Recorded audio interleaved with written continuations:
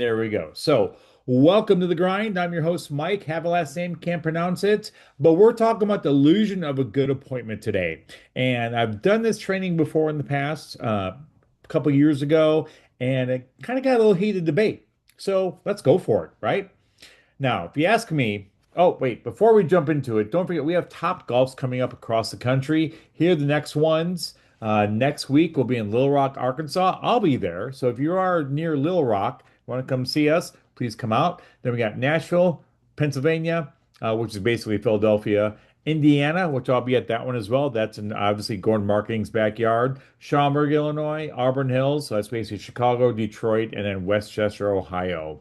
And that'll be our last one. So there are the next handful coming up. If you want more information on those, go to gordonmarketing.com, hover over events, click on that, or click on events, and you'll see Top Golf Symposiums. So feel free to register. It's free to attend. You're free Top Golf, free drink tickets, get to mingle, network, meet some carrier reps, meet some team members. So definitely jump on board. But let's talk about appointments. So I've always said to oversimplify, obviously. Now, this again, I'm oversimplifying here. This is way too tight, first of all. Oh, sorry, I can't breathe. Whew.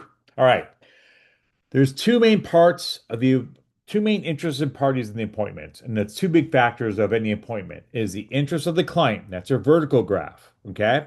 So from 0 to 10, 0 being I'm bored. I replied to an ad online. Maybe I sent something in the mail thinking I was getting something else. I'm not super interested, right? So that's 0 to 10 of the interested client of I'm losing my insurance in 2 weeks because I'm retiring. I have to do something, right? So that person has to make a decision. Something's happening. I gotta change. And then there's on the horizontal axis is the ability of the agent. 0 being I just got my insurance certificate or license yesterday and I've never sold before. To 10, I've been in the market 30 years. I don't do any more marketing. All my stuff's referrals. I've got a great book of business. I'm killing it, right? So you got 0 to 10 for a client, 0 to 10 for the agent. Now, this is obviously not, I mean, we're going to generalize here. It's not to scale, but to give you an idea. The first is low interest, low ability appointment, right? These are typically no sales, right? The agent doesn't, they're new, starting out, maybe new product, new whatever, or it's new to the industry versus a really uninterested client, right? I'm just kind of kicking the tires, didn't really need to change. You're not exciting me. No big deal. No sale. That's right, right? But that happens, especially when you're new to the insurance industry. But then there's high interest, low ability. And these are sales, but are a necessity. Like I mentioned, you got this client that has to make a decision about their insurance. Oh, here's an insurance agent. You're selling something I heard of, Humana, United Healthcare, whatever. My friends have this. I've heard about it before. I need to make a decision. Let's just do it because I'm freaking out and I lose my insurance on April 1st and it's March 24th and I got to do something. So we're going to do this, right? The agent's like, I killed it. Look at me selling insurance. And the client's like, I finally took care of that. I'm done, right? Sale out of necessity. The third area we're going to look at is high interest, excuse me, low interest but high ability. These are a lot of your ancillary sales come in, right? Because right now we are at the very tail end of OEP, which means your clients will, after April 1st, your MAPD clients, unless they have a special enrollment period, moved, whatever happens, they can't change plans. They're locked in. So as you move from April 1st to the end of the year, if they want to change insurance this year, a lot of them are locked in. Now, I know you're thinking, Mike, what about AEP? Well, that doesn't start till next year. So if they want new plans this year, they need an SEP or they're just stuck. But you can talk to them. Are you all right at high cost? Here's a hospital indemnity plan. Do you have who's your life insurance through? What life insurance do you have? Do you have a bank CD? Sitting there doing nothing. What'd you do with 401k? These are where the agents are doing more exploratory and better fact-finding situations. They're not just asking, oh, you have an MAPD? I'll see an AEP. They're getting a whole picture of their client situation and plugging in products or solutions to help them now, and they don't have to wait, right? And then last but not least, there's high and high. High interest, high ability. A lot of these are your referral sales. You help my brother, he likes you. You help my sister's hairdresser's, dog walker's cousin with insurance. I like them. You seem nice. I'm gonna whatever you tell me I need, let's just go ahead and do it, right? So it's a low barrier of trust. It's high ability of the agent and you're good to go. Again, a lot of referral sales, a lot of high close and ancillary sales happen here as well. So as you can see to the right of five on the horizontal scale, you're getting a lot of ancillary sales and annuity and life and other products. Here's the thing. Ready? Most agents I talk to, they think they're here. They're like, you know what? I'm awesome. I talked to a lot of people. I make a lot of sales. I'm killing it, right? But really, most agents are here, right? You're talking to people that have a need, right? Hey, I'm losing my insurance. I moved to a new area. I'm going to lose coverage that way. I'm retiring. It's AEP and I want to change plans. There's already a need. Now, I know you're going to say, but most people don't talk to insurance agents unless there's a need. And that's true.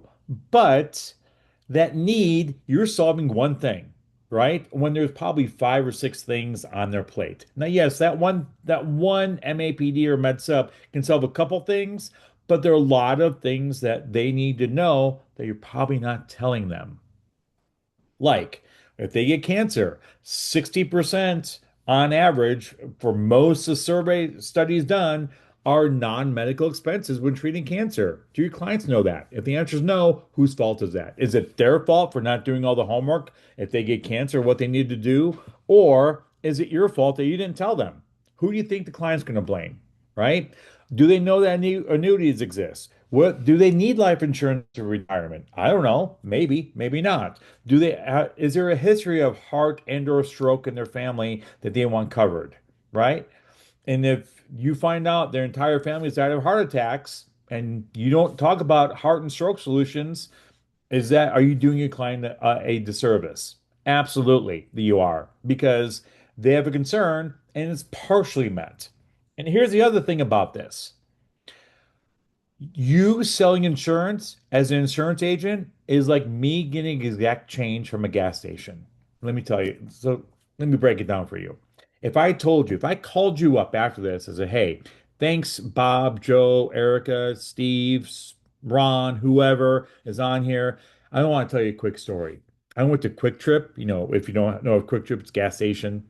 I went to Quick Trip. I bought a Kit Kat because Kit Kat's the best candy bar in the market.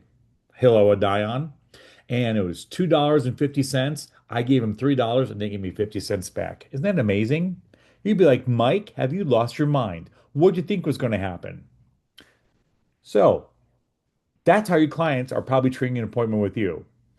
If they went to their friend and said, hey, Myrtle, you never guess what happened today. I met with an insurance agent and I bought insurance. They'd be like, Myrtle, you're one step closer to Shady Acres retirement home, not restoration home, retirement home, right? Because what do you think is going to happen? You talk to an insurance agent. Do you think you were going to buy a Buick? Do you think you're getting a cure for, whatever? Do you think you're going to end up with a boat? No, of course you're buying insurance. You talk to insurance agents, you got insurance. So nobody talks about it. Just like I don't talk about getting exact change from anywhere, most of your clients aren't talking about getting insurance from an insurance agent because that's an expected outcome.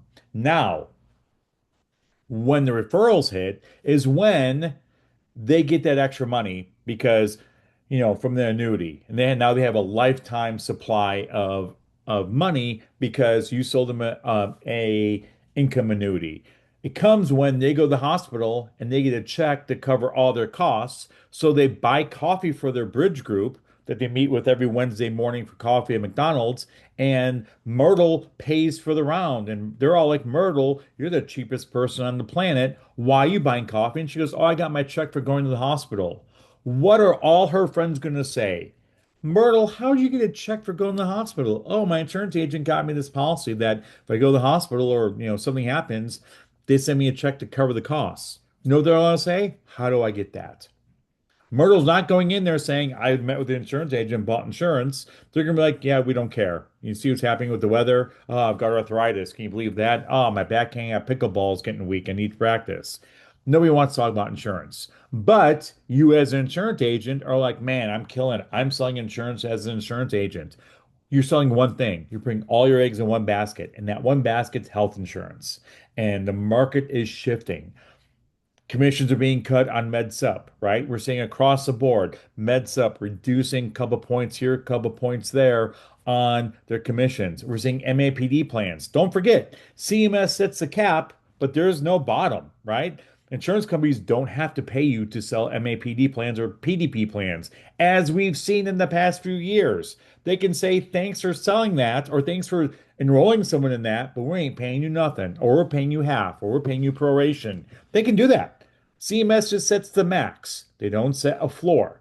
So if the carriers don't want any more business because it's costing them more to insure people than it is, and they're wiping all their profit, they could set that to 0 or $5 or $10. And if all your eggs are in that one basket, and again, from insurance agents, I get, but Mike, I've got multiple baskets. I've got MedSup and Med Advantage, right? Just like the Blues Brothers, we got both kinds of music, country and Western. Well, I got MedSup and Med Advantage. Well, that's great. Both are getting commission cuts. So that's one basket. That's health insurance. You need to be looking at ancillary, which you know how many ancillary companies have cut their commissions lately? I haven't seen any. You know how many annuity companies have cut commissions? I haven't seen any. You know how many life companies have cut commissions? I haven't seen any there either. And if they did, it's a rarity. It's not common. So you've got the ability to control your income and let the carriers do it for you. And then they cut commission. Oh, I'm losing so much money. Well, that's your fault. Sorry. You may be like, Mike, you're a jerk for saying that. But are you selling ancillary products? Are you selling anything else? Are you selling annuities? Are you selling life insurance? And if the answer is no, then yeah, you are letting them control your income. That's 100% on you. And if that's a harsh reality, well, wake up because it's not getting any better. Now, if you're like, but Mike, I'm looking at this graph and most agents are there, but I'm not most agents. I'm clearly the one off to the right or the left, or whichever way you're looking at this, right? The first circle you showed. Let me ask this. How many clients have ancillary products? Have more than just a MedSup or Med Advantage? And before you say, well, Mike, they have two products, they have a SUP and a PDP plan, that's one product. That's one. That's health insurance. It's your drug and your health, that's one product. How many have hospital indemnity, life insurance, heart and stroke, dental, right? We all know Medicare doesn't cover dental. Is it a great product to sell? No. Is it a great retention piece? Yes. Right? How many have life insurance? Do you care? Do your clients and prospects know you offer life insurance? Right? And if the answer is no, whose fault is that? Right? For most people, health insurance and life insurance are two different islands. You got to build that bridge, right? Because when I think health insurance, I'm thinking hospital, drugs, I'm thinking doctor visits, specialist visits, outpatient surgery. That's not in this equation. That's over here. So I'm thinking getting better. I'm not thinking of, well, if I die, what happens to my health insurance? Well, it's irrelevant at that point. That's where life insurance comes in. But again, I come in as a health agent, life's over here. For a lot of insurance agents, well, it's a health life license. Nobody knows that but you. No consumer is like, oh yeah, health insurance, clearly you sell life. Your P&C agents sell life, a lot of life insurance. I don't think about life insurance when I'm buying auto insurance. Think about my car. Think about if I hit something, I want it fixed. Not thinking if I die in that car accident, what happens, right? That's a morbid thought. I don't want those. How many referrals do you receive? Are you getting a lot of referrals? Or are you getting almost none? No, but if you're thinking, well, I'm getting enough, I think, if you in your mind go, I'm getting a lot, and the next thought is, I think I am, you're not getting enough. That means you're not engaging your clients enough. Okay? How many touch points do you have annually with your client? Is it one? And I love this. This is one of my favorites as well. My clients love me. Oh yeah, they're amazing, right? They're never gonna leave me. I talk to them once a year. Well, that's not a relationship. You're having transactions with your book of business, right? It's kind of like, I don't want to say it's like dating, but we'll pick that analogy, right? Let's say you go on a date with someone else, right? And it's March 24th, and you go have a nice dinner, it's a great time, and even if it's just a friendship, right? Even if it's just a friend. Hey, great time, thanks, you share, you laugh, great time. And then you call them up in October. Hey, you're my best friend. And it's like, we met once 6 months ago. How am I your best friend? Or we met 6 months ago. We're not dating. I haven't talked to you in 6 months. You've ghosted me for 6 months. And now you think we have a relationship? You'd be like, you're off your rocker. Well, are you treating your clients the same way? Now, I'm not saying you have to treat your clients to dinner, but a newsletter, social media, seminars, open houses, letters in the mail reminding them you exist, something, right? If you want a relationship, you have to establish one. It's not up to your clients to remember you exist. It's up to you to remind them that you are a presence in their life in some capacity. Well, I've got to get water, so I'm drinking Coke. Sorry.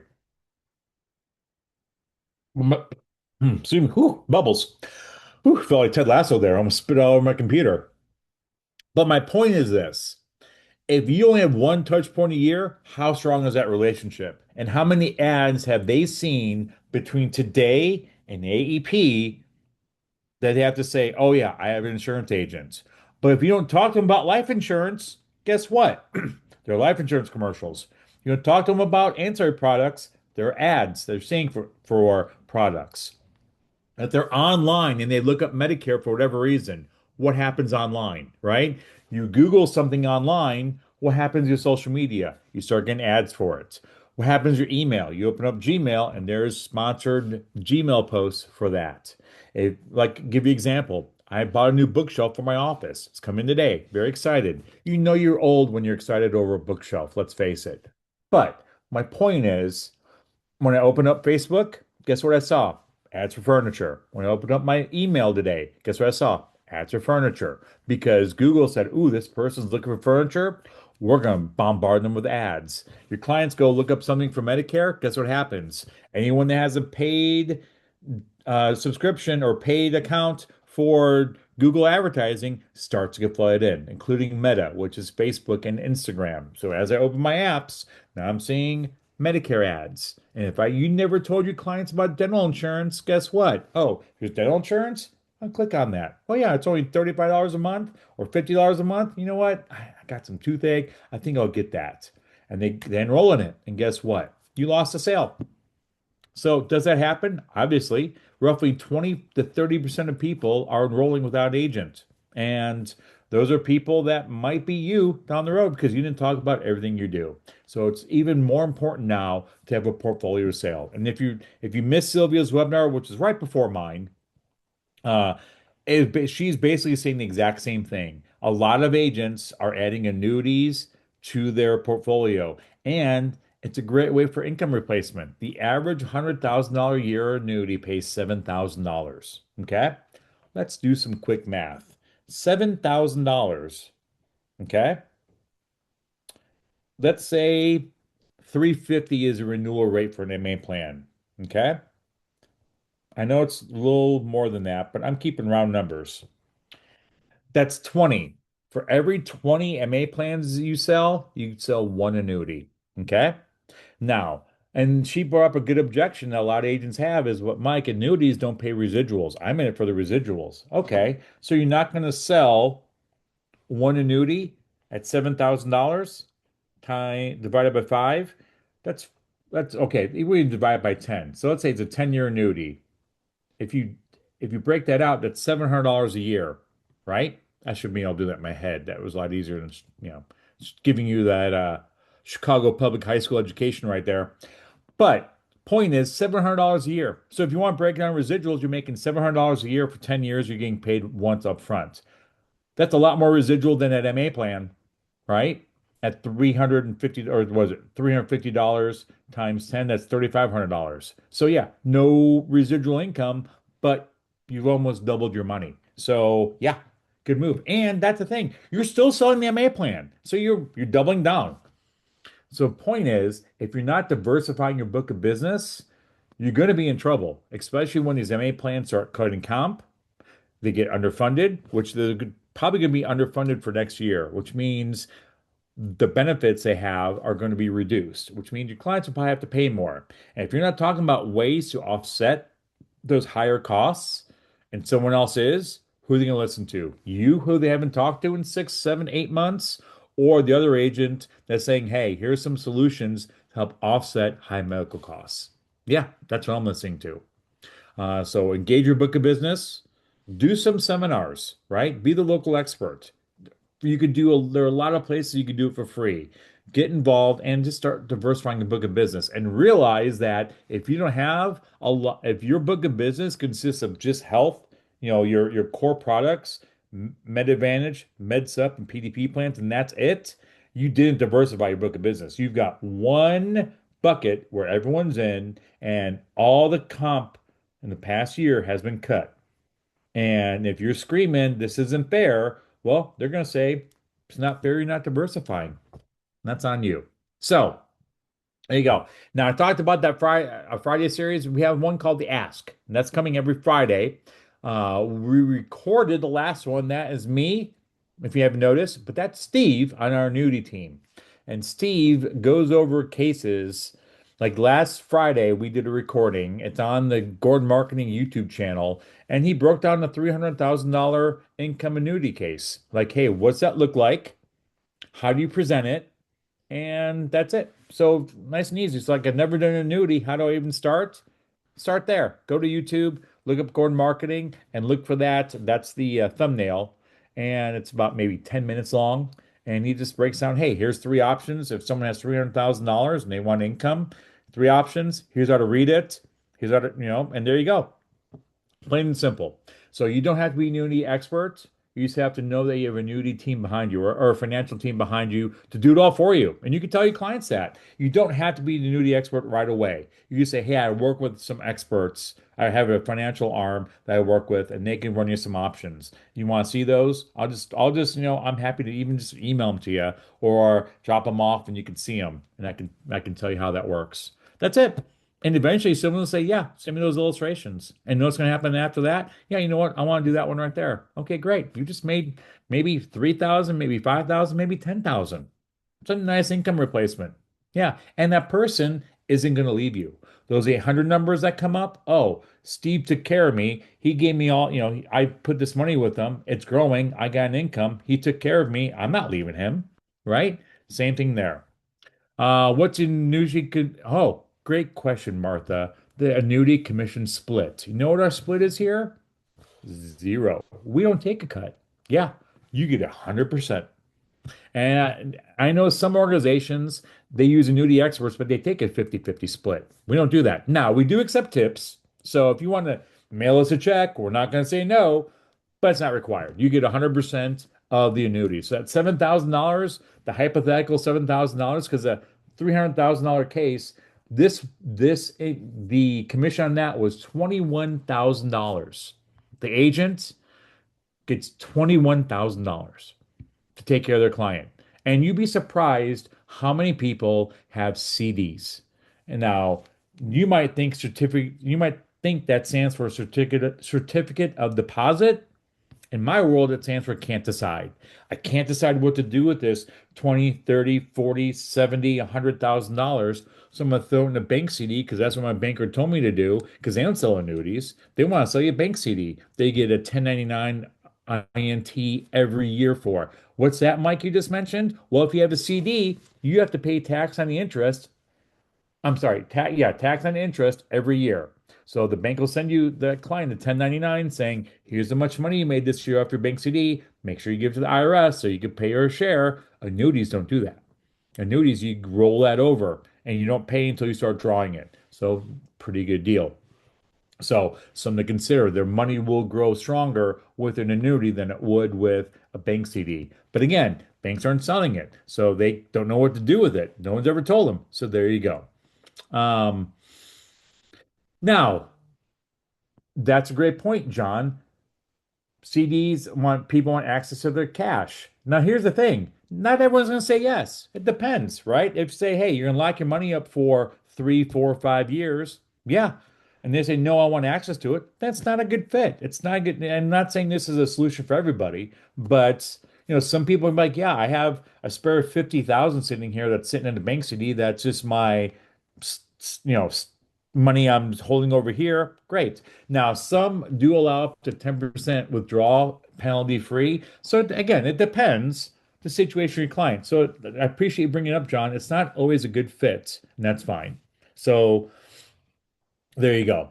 And just talk to your clients. Yeah, you're going to lock your money up for the a lot of times for 2, 3, 4, 10 years. And some people will be like, nope, not good for me. And other people are like, yeah, that's fine. I don't need it. I just want it to grow and pass on to my loved ones. So there you go.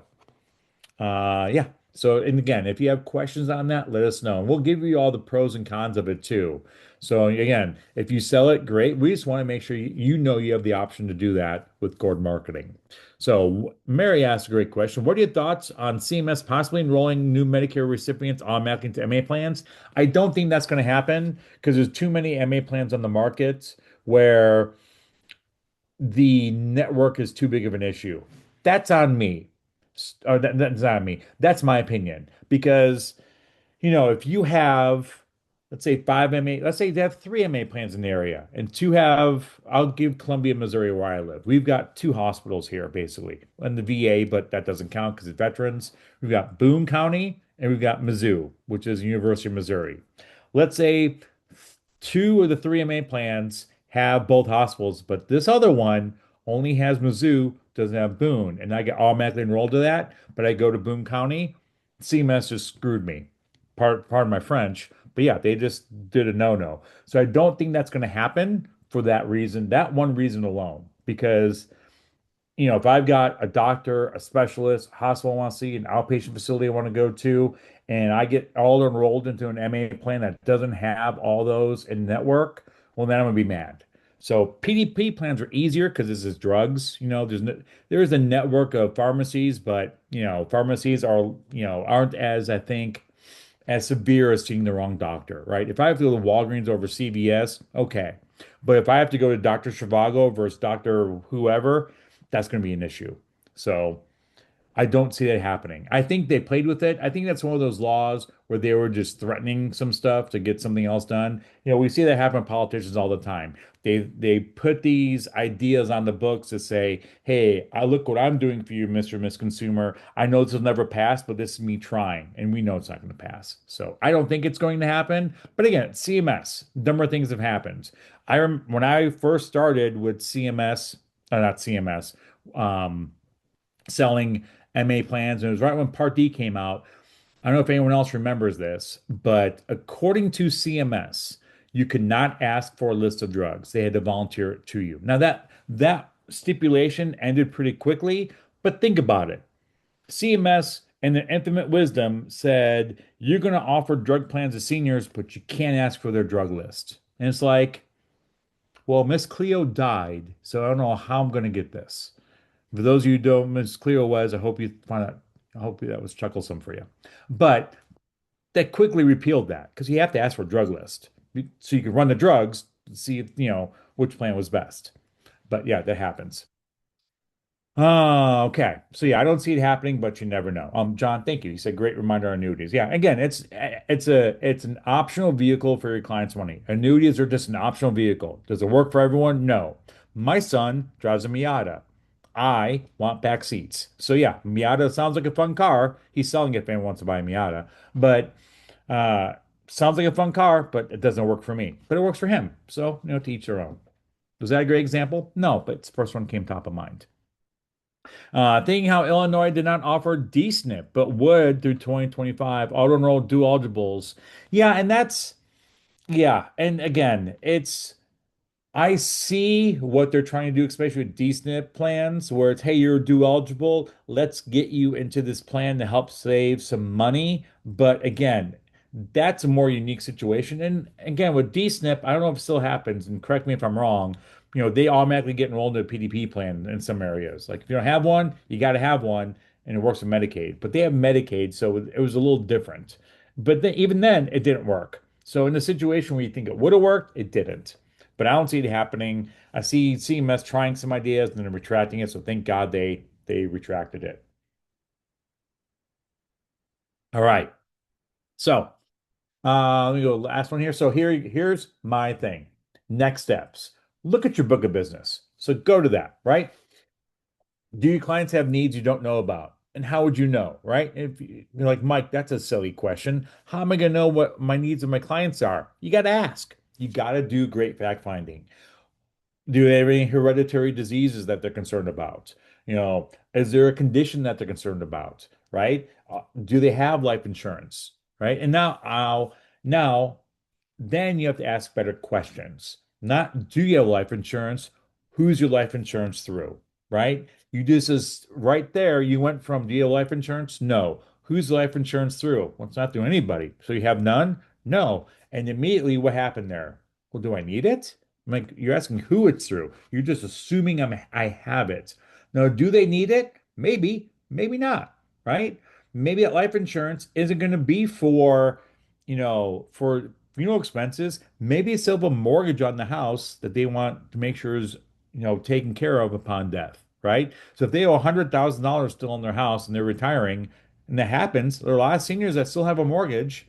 If they die, that mortgage doesn't go away, right? It's not like, oh, you died. Oh, yeah, well, the house, we'll just pay off the house, done. No, just pass to the next person.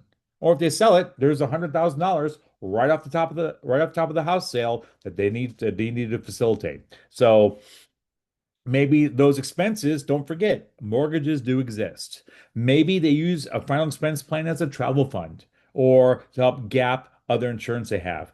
You ever hear of a 1035 exchange, right? If they have a paid up policy that's maybe $10,000, maybe you get 1035 exchange it and they get 15,000 or 12,000 or 13,000. They get $3 extra for rolling over that money to do nothing. It costs them zero, costs them a couple signatures. And you know what? Who doesn't want a 10, 12, 15% bump on their life insurance for doing nothing? So there are options there that you could talk about. And some of these solutions, again, don't cost your clients money, but I guarantee most of your clients don't know where a 1035 exchange is. So there you go. Mary, they did that too. No, it didn't work. Yeah. Someone asked real quick about the Indiana birthday rule. Ron, I think you asked about that. Real quick, yes, they modified the birthday rule to go from 60 days after to 30/30. So if you're selling in Indiana, bets ups, you probably know that in as of January, was it January 1st? Yeah, I think it was January 1st. They enacted the birthday rule, and it was 60 days after the client's birthday. Well, they just amended it to go 30/30, 30 before, 30 after. Now, they just passed it this month. So most scenarios coming from the carrier side where I was prior to Gordon Marketing, they they have to announce it to the carriers, and the carriers probably get like a 60-day window to adjust, right? They can't just pass a law and everyone immediately change the books. So I'm sure there's a ramp up period to change that, and then it'll probably be an act, I would say, probably Mayish, give or take. So as these things change, as things get legislated, it's nothing's quick, right? Part C and D got enacted in 2003, rolled out in 2006. So things take time. So yeah, it did change, but it hasn't changed yet on the books. It probably won't be for a couple months. So any other questions, comments, concerns, threats, promises? There's our information. So I will say this, make sure that you're diversifying your book of business because what you're doing when you diversify your book of business, you're further taking care of your clients and you're furthering your ability to remain in this market because all we're seeing is commission reductions. And if you don't want to pay cuts, you got to diversify.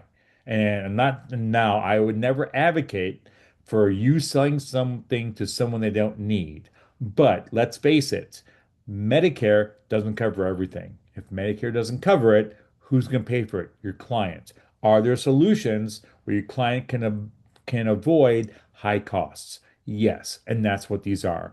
Now it's up to your clients to pick. And if you lay it out like that, I think it's a good fit. That's why I always go to the menu example, right? When I go to a restaurant and they hand me a menu, I don't think they expect me to order everything, right? Maybe they offer me an appetizer. Okay, maybe I order an appetizer. Maybe I get dessert, but I'm probably going to get an entree. So same thing with your menu. Maybe your clients are getting an appetizer. That could be your hospital indemnity. Maybe you get dessert. That's an annuity.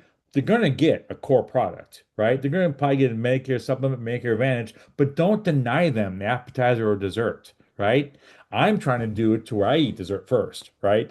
But dessert's the best part of the meal. right? We all love dessert, or most people do, and we always are too full for it. So I'm starting a revolution where we eat dessert first. So, talk about your clients' finances first. Because what do clients not want to do? Outlive their money, right? People living longer. It's not uncommon to see a 90 plus year old out there. Well, that means their money that they have at 65 has to last 25 plus years, maybe 30 years. Well, that's a career. So whatever they made in their career has to last a whole nother career. Do they have enough to do that? And maybe. No, Ron asked, have they changed the rule that says commissions must be the same in all policies? I think they did. I don't know. That's still a gray area. The challenge with legislation is you could ask three different people what it says and get three different answers. I've seen a lot of carriers, and when again, I know Nevada did this. So what Ron's asking is, if you sell a hospital, excuse me, if you sell a birthday rule Medicare supplement, they can't just pay you a nickel, right? Like in the state of Missouri, where I live, you sell a hospital. I keep saying hospital indemnity. You sell a med sup that's a GI birthday rule, and they're allowed to pay you $25. Hey, thanks for the enrollment. Here's 25 bucks. Go away. We didn't want this, so we're not going to pay you for it. Well, in Indiana, they're like, no, if you're moving someone, you need to pay them accordingly. Like you need to pay the agent accordingly. So what the carriers do is they just reduce commissions across the board. And I've seen a lot of carriers go, drop 2, 3, 4, 5 points in what they're paying out to offset that. So as you're seeing that happen, as states say you can't pay, you have to pay the same across the board for Med Sup, regardless of birthday rule or not, the the carriers are going, great, we'll do that. We'll just cut commissions across the board. So be careful what you wish for on that stuff.